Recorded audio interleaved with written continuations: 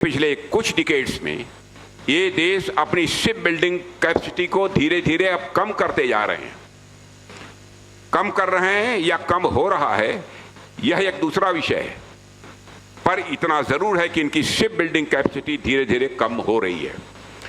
इसके पीछे कई कारण हैं, जैसे लेबर कास्ट का बढ़ना, जो नौजवानों की यह पीढ़ी है इस क्षेत्र में उनका न आना, नई फ्रंटियर टेक्नोलॉजी पर ध्यान केंद्रित करना और पुरानी शिप यार्ड का मॉडर्नाइजेशन न हो पाना। इसका नतीजा यह निकला है कि ग्लोबल शिप बिल्डिंग कैपेसिटी में एक गैप पैदा हो रहा है। और तीसरी और सबसे इंटरेस्टिंग बात यह है कि जहाज निर्माण में टेक्नोलॉजी इतनी तेजी से बदल रही है, जब तक एक जहाज डिजाइन और डेवलपमेंट का उसका काम पूरा होता है तब तक कई टेक्नोलॉजीज आउटडेटेड हो चुकी होती हैं। एक छोटे जहाज को भी डिजाइन से लेकर डिलीवरी तक आने में 5 से 10 साल लग जाते हैं, आप जानते हैं। बड़े वारशिप्स या एडवांस कॉमर्शियल वेजल्स के मामले में तो 15 to 20 ईयर तक का समय लग जाता है। इस बीच propulsion systems, sensors, weapons, automation, green fuel technology, सब कुछ काफी बदल जाता है। मतलब यह है कि जहाज बनने से पहले ही उसकी कुछ टेक्नोलॉजी पुरानी हो चुकी होती है। यह एक बहुत बड़ा चैलेंज है हम सबके सामने। साथियों, इन तीनों स्थितियों को यदि आप मिला दीजिए, बढ़ती डिमांड, घटती ट्रेडिशनल शिप बिल्डिंग कैपेसिटी और तेजी से बदलती टेक्नोलॉजी, जब इन तीनों को मिलाएंगे तो एक ग्लोबल शिप बिल्डिंग वैक्यूम पैदा हो रहा है, यह कहने में भी मुझे संकोच नहीं है। और यह वैक्यूम 3 क्षेत्रों में सबसे अधिक हमको देखने को मिल रहा है, डिजाइन में, मैन्युफैक्चरिंग में और मेंटेनेंस, रिपेयर एंड ओवरहॉल यानी एमआरओ में। और यही वह गोल्डन पीरियड है, इसे भारत कैप्चर कर सकता है। और मैं कहना चाहता हूं, आप लोगों के बल के आधार पर हम सब इसको कैप्चर करके ही रहेंगे। साथियों, पहली बार डिजाइन की करते हैं। ट्रेडिशनल शिप बिल्डिंग नेशंस के पास जो डिजाइन एक्सपर्टीज थी, आज आप जानते हैं कि वह धीरे धीरे कम हो रही है। नई पीढ़ी क्षेत्र में कम आ रही है। दूसरी तरफ भारत के पास नई पीढ़ी के इंजीनियर्स की बड़ी संख्या है। आईटी टैलेंट्स भी हमारे पास हैं। स्टिमुलेशन और आर्टिफिशियल इंटेलिजेंस कैपेबिलिटीज भी हमारे पास हैं। हम world class ship design hub बन सकते हैं। और हम सिर्फ दूसरों के डिजाइन पर जहाज ना बनाएं, बल्कि खुद नए डिजाइन तैयार करें, पेटेंट्स भी करें और दुनिया को एक्सपोर्ट करें। और यह पूरी तरह से संभव है, डुएबल है, बशर्ते इस पर हम अपना ध्यान केंद्रित करें। दूसरी बात मैन्युफैक्चरिंग की आती है। खास बात यह है कि शिप बिल्डिंग मैन्युफैक्चरिंग के क्षेत्र में ऑटोमेशन का स्कोप कम है। कई developed countries labour intensive ship building से पीछे हट रही हैं, क्योंकि वहां लागत बहुत बढ़ गई है और स्किल्ड वर्क फोर्स की भी वहां पर कमी है। हमारे पास इसके विपरीत स्थिति है। हमारे पास विशाल स्किल्ड वर्कफोर्स भी है, स्टील इंडस्ट्री हैं, हमारे पास एमएसएमई बेस भी है और अब नई टेक्नोलॉजी अपनाने की हमारे पास विल पावर भी है। यदि हम अपनी मैन्युफैक्चरिंग कैपेसिटी को मॉडर्न बनाएं और ग्लोबल क्वालिटी स्टैंडर्ड्स पर काम करें तो भारत दुनिया का अगला बड़ा शिप बिल्डिंग हब बनकर रहेगा। और तीसरा क्षेत्र है एमआरओ यानी मेंटेनेंस, रिपेयर एंड ओवरऑल। मैं इसे एक लो हैंगिंग फ्रूट मानता हूं। एमआरओ में न तो बहुत अधिक कैपिटल इन्वेस्टमेंट की जरूरत होती है और न ही बहुत अधिक मैन पावर की जरूरत होती है। जहाज बनाने में जो लंबा समय और बड़ा पैसा लगता है, एमआरओ में कम से कम वह नहीं लगता है। बस क्वालिटी, डिसिप्लिन और रिलायबल टाइम लाइन की जरूरत होती है। यदि हम इंडियन ओशन रीजन में शिप रिपेयर और ओवरहॉल का हब बन जाएं, तो फॉरेन एक्सचेंज की बचत के साथ साथ हम हजारों की संख्या में रोजगार भी, एम्प्लॉयमेंट अपॉर्चुनिटीज भी पैदा कर सकते हैं। आज भी हमारे बनाए वारशिप्स दुनिया के कॉन्फ्लिक्ट रीजन्स में कॉन्फ्लिक्ट रीजन से होकर हमारी एनर्जी सप्लाई को सुरक्षित रखने में मदद कर रहे हैं। लेकिन एमआरओ के क्षेत्र में हम और भी बहुत कुछ कर सकते हैं, यह हमारी क्षमता है।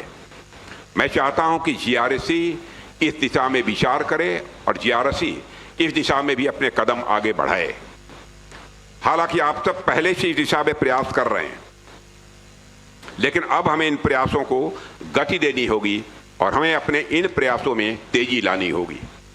साथियों, आज का यह अवसर केवल कुछ इंफ्रास्ट्रक्चर प्रोजेक्ट्स का एक्सपेंशन ही नहीं है, यह ग्लोबल वैक्यूम को भरने की दिशा में एक स्ट्रेटजिक स्टेप है।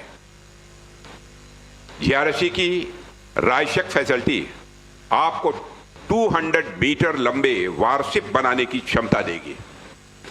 इससे आप अगली पीढ़ी के डिस्ट्रॉयर्स के लिए भी बिड कर सकेंगे, जिन्हें नेवी भविष्य में बनाने की योजना भी बना रही है। टिम्बर पॉन्ड, हावड़ा और दामोदर कॉम्प्लेक्स की फैसिलिटीज भी जहाज निर्माण की पूरी वैल्यू चेन को मजबूत करेगी।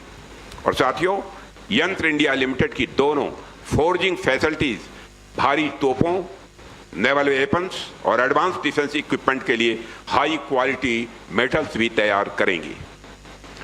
इससे हमारे नेवी की ऑपरेशनल रेडीनेस और मैरीटाइम फायर पावर को भी सीधा बल मिलेगा। आप लोग जानते हैं कि हमारे यहाँ पारस पत्थर की कल्पना की गई है। पारस पत्थर वह होता है कि जिस भी धातु को छू दे वो मेटल सोना बन जाता है। सुना होगा आपने। YIL भी मैं समझता हूं कि हमारे लिए वह पारस पत्थर ही है। आपके संपर्क में भी जो मेटल आ जाता है, आपके संपर्क में भी जो मेटल आ जाता है, अंततः वह भी सोने से कम नहीं है। आपकी मेटलर्जिकल टेक्निक्स एवं फोर्जिंग टेक्निक्स द्वारा तैयार किया गया आयरन एवं एल्युमिनियम का मिलिट्री ग्रेड मेटल के रूप में विकसित होता है, जिसकी कीमत सोने से भी कहीं अधिक होती है। साथियों, यह सभी इन्विसेज्ड प्रोजेक्ट्स हमारे इकोनॉमिक डेवलपमेंट से भी जुड़े हुए हैं, सीधे हमारे इकोनॉमिक डेवलपमेंट से जुड़े हैं। और एक जहाज जब बनता है तो उसके साथ हजारों सपने भी आकार ले लेते हैं। जब हम अपने जहाज खुद बनाएंगे, स्वाभाविक है कि हमारे फॉरेन एक्सचेंज की बचत होगी और साथ ही साथ हमारा इकोनॉमिक डेवलपमेंट जो है तेजी के साथ आगे बढ़ेगा। साथियों, जहाज निर्माण से इंडस्ट्रियल डेवलपमेंट होगा, एमएसएमईज को बढ़ावा मिलेगा ही मिलेगा और बड़ी संख्या में डायरेक्ट और इनडायरेक्ट जॉब अपॉर्चुनिटीज भी क्रिएट होंगी। यह बंगाल के लिए और भी महत्वपूर्ण है, क्योंकि यहाँ की अर्थव्यवस्था, यहाँ की इकॉनमी को अब एक नई गति की आवश्यकता है। मैं आश्वस्त हूँ कि हमारे यहाँ के मुख्यमंत्री शिवेंद्र जी अधिकारी का हर प्रकार का सहयोग आप सबको प्राप्त होगा, यह मैं आपको आश्वस्त करना चाहता हूँ। जीआरएसी के पास 800 से अधिक जहाजों के निर्माण का एक बहुत ही एक्सपीरियंस है। आपके पास टेक्निकल नो हाउ है, आपके पास स्किल्ड वर्कफोर्स है और अब एक्सटेंडेड कैपेसिटी भी आपके पास होगी। आपको इसका पूरा उपयोग करना होगा। और जैसा मुझे बताया गया कि आप सभी नेवी के ऑर्डर्स के साथ साथ एक जर्मनी कंपनी के भी 12 कार्गो शिप्स भी आप बना रहे हैं। यह बिल्कुल हमारी मेक इन इंडिया और मेक फॉर द वर्ल्ड की विजन के अनुरूप है। जैसे जैसे आपकी कैपेसिटी बढ़ेगी, आपको डोमेस्टिक और इंटरनेशनल दोनों ही मार्केट्स में अधिक एग्रेसिव बिडिंग करनी ही होगी। अब हमारी सोच यह नहीं होनी चाहिए कि भारत को दुनिया से क्या खरीदना है। हमारी सोच अभी यह होनी चाहिए कि हमें दुनिया को क्या देना है। आप पहले भी 2 वारशिप एक्सपोर्ट कर चुके हैं और कई फ्रेंडली नेशंस भारत की और नेवल शिप्स की मांग के लिए देख रहे हैं। मैं समझता हूं साथियों, यह अवसर जो हमको प्राप्त हुआ है, इसे हमें भविष्य में खोना नहीं है। प्रधानमंत्री जी ने स्वतंत्रता दिवस के संबोधन में कहा था कि हमें कॉम्पिटिटिव रेट्स पर क्वालिटी प्रोडक्ट्स डिलीवर करने होंगे। शुरुआत में प्रॉफिट मार्जिन्स कम हो सकते हैं, लेकिन वॉल्यूम उसकी भरपाई कर देगा और हमें यही अप्रोच रखनी होगी। हमें अपनी लागत को यानी इन्वेस्टमेंट को घटाना होगा, क्वालिटी हमको इम्प्रूव करनी होगी और टाइमली डिलीवरी भी इंश्योर करनी होगी। तभी हम ग्लोबल कंपटीशन में खड़े हो पाएंगे। हमारा लक्ष्य होना चाहिए कि क्वालिटी ऐसी कि दुनिया भरोसा करे, क्वालिटी ऐसी कि दुनिया भरोसा करे, कास्ट ऐसी कि दुनिया चुने और डिलीवरी ऐसी कि दुनिया बार बार ऑर्डर करे। साथियों, मैं जानता हूं आपके सामने चैलेंजेस हैं, इसमें कहीं दो मत नहीं है। वाइटल कंपोनेंट्स की आपूर्ति में कभी कभी तरह तरह की बाधाएं भी आती हैं और प्राइवेट सेक्टर की भागीदारी अभी उस स्तर पर नहीं है जिस स्तर पर होनी चाहिए थी। सरकार इन मुद्दों को हल करने के लिए लगातार काम कर रही है और जैसे जैसे प्राइवेट सेक्टर की भागीदारी बढ़ेगी कई बाधाएं अपने आप हल हो जाएंगी, इतना मैं आपको आश्वस्त करना चाहता हूं। यहां उपस्थित इंडस्ट्री कैप्टन से भी मेरा आग्रह है कि वे आगे आएं और इस यात्रा में वह भी भागीदार बने। यही समय है और यही सही समय है। समुद्री क्षेत्र के विकास पर जो जोर दिया जा रहा है उसे देखते हुए आपको कभी भी प्रॉफिट की कमी नहीं होगी। और साथियों, आज के इन 5 प्रोजेक्ट्स का शिलान्यास इस बात का संकेत है कि हम अपनी डिफेंस मैन्युफैक्चरिंग कैपेबिलिटीज को हर स्तर पर विस्तार दे रहे हैं। और यह केवल सरकार का प्रयास नहीं है, यह केवल सरकार का प्रयास नहीं है, बल्कि इसमें हमारे public sector undertakings, private industries, हमारी एमएसएमईज और एकेडमिक इंस्टीट्यूशंस सभी की भागीदारी आवश्यक है। आप देखेंगे कि जो इन्वेस्ट आज आप करेंगे वह आने वाले वर्षों में कई गुना होकर अपने आप वापस आएगा। सरकार आपके साथ है और डिमांड भी बढ़ रही है। ऐसे में सबको एक साथ इस सेक्टर में आना चाहिए। मैं जीआरएसी और यंत्र इंडिया लिमिटेड के सभी अधिकारियों, सभी इंजीनियर्स, सभी कर्मचारियों और अपने सभी श्रमिक भाइयों को भी अपनी तरफ से हार्दिक बधाई देता हूं।